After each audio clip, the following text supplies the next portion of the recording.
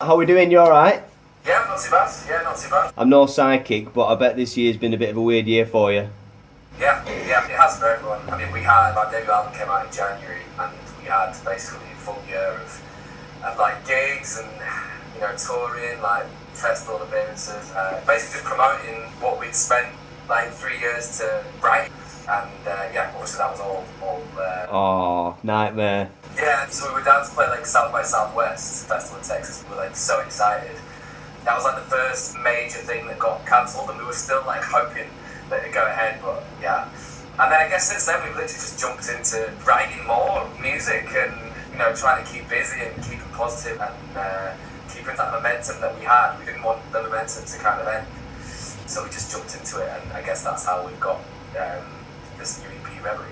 When I was asked to interview, I was pretty sure that you'd not long released an album, and then I saw the other day that, well, it was a few weeks ago, weren't it, that you released your new single, Holding Out for the Win, Yeah. on YouTube, part 1 of 3, Reverie. Is that because it's 1 of 3 songs?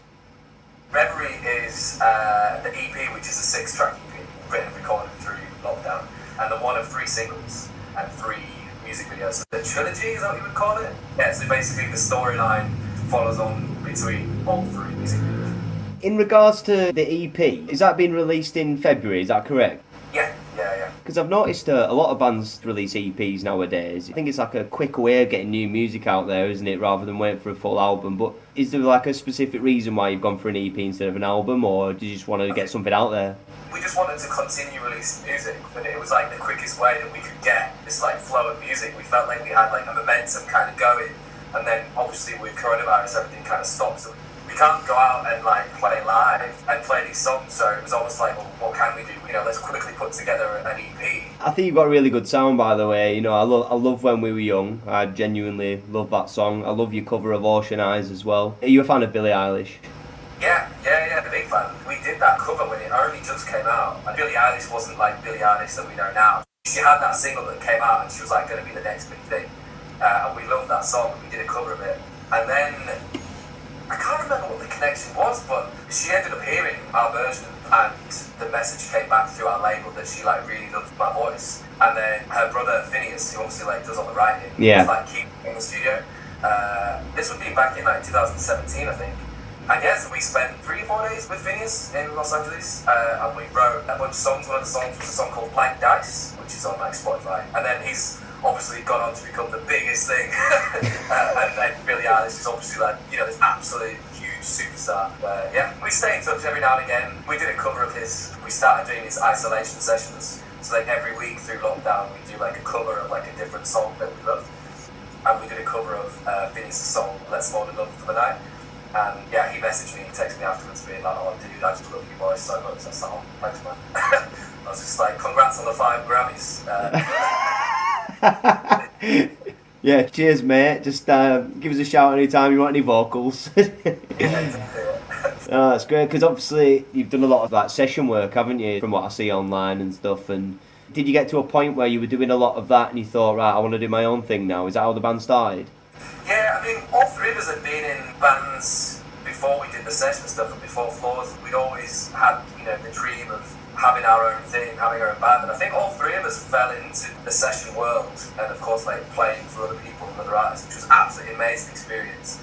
So I used to play for an artist called Ella Rare, and I was her keyboard player for like 3.5 years, and we toured the world and we played the biggest festivals, and it was absolutely amazing. But there was no creative input at all, and I guess I feel like I wanted to write, so I started basically writing my own in that kind of form at the start at Flawes. Ah, good stuff. So obviously got the new EP coming up, Holding Out for the Win. It's been out for a few weeks. What's the next single coming off the Reverie EP? The next single is called What's the Boy to Do? Yeah, it'll be the second of 3 singles that come out on Reverie. And we're just really excited about it, as you can tell. Like, we're just like super proud of this, because it was like an idea all 3 of us had, and we were like throwing ideas, and it actually came about. So yeah, we can't wait for this to come out. We sort of just got going and chatting, but I was going to ask earlier, when I said, oh, I bet it's been a bit of a weird year for you. So I guess you've just been busy writing the songs for the EP throughout lockdown, is that correct? Yeah, I mean, we're all like super fortunate. We've got like a little part of where we all live. Like, this is like my little studio here. Nice. So it's like my little keyboard, little vocal booth.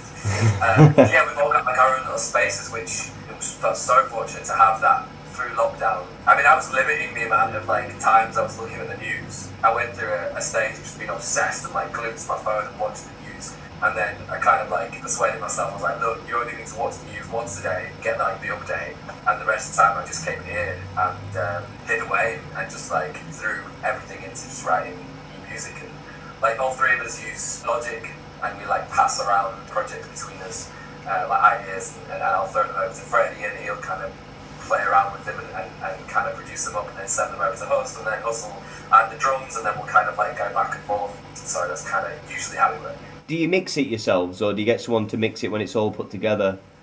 We usually get a song to like a certain standard of production, and then we usually bring in an external producer to come and do like additional production. So with Holding Out for the Wind, we used a guy called Toby Scott, who we actually co-wrote the song with, based down in Brighton, but we obviously did the sessions on Zoom. And then for What's the Boy to Do and the other songs we did with a producer called Keith Baron, but he's based out in LA. So the sessions that we were doing was starting at like 8 o'clock, 9 o'clock at night, and then like obviously going on until like the early hours, which was something we've not done. Like we would naturally, like when we do studio sessions, we'd usually wrap up at like sort of 6, 7 o'clock. But so, like I say, I've heard your releases, but I've never actually given highlights a proper listen all the way through until earlier on this morning. I had a really good listen through to it, and I really like your sound. I'm just curious what your influences are. Between the three of us, we're quite varied. I mean, you can see on my wall here, these are like my 3 favourite albums of all time. Is that Jeff Buckley Grace? Indeed. Oh, mate. Here's my canvas of Jeff, just handy. Yeah. There we go. Oh, mate, he's just dream brother. There's just something about that song. It's absolutely haunting, isn't it?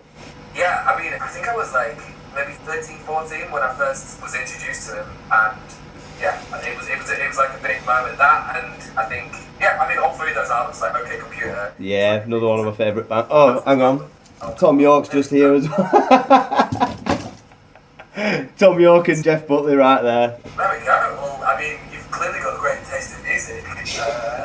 Great minds and all that. Yeah, so I mean, that's what I like grew up listening to. That was kind of like what I was into. But Hus is a lot more into like hip hop and his like punk rock as well. Like that's kind of what he grew up on. Freddie is into like his like blues kind of stuff and like this classic rock bands. So I think it's kind of been like a mixture of all of our tastes and stuff, and we're always like very open with like the ideas and stuff. So I guess it's like a mix of all those things. Excellent. Well, hopefully, when we put this out, hopefully it can help gain you more fans. And anyone listening to this, I encourage you to go and listen to Holding Out for the Wind straight away. Go check it out. Great video as well. And, hopefully it can help you get more fans. But what would you like to say to your existing fans? Is there anything you'd like to say to wrap up this interview? I think just thanks for sticking with us. Basically can't wait to see you at a show. The second that it's safe to do so, we're out there. Like, we're out touring, so we'll see you there. And I think for every band, it's going to be an occasion and it's going to be such a party, but just got to look forward to that. Well, it's been lovely chatting to you, and thanks for joining us. We'll get this out there and get it promoted, and all the best for the upcoming single. I look forward to hearing it and look forward to the new EP, and we'll look out for when you're touring.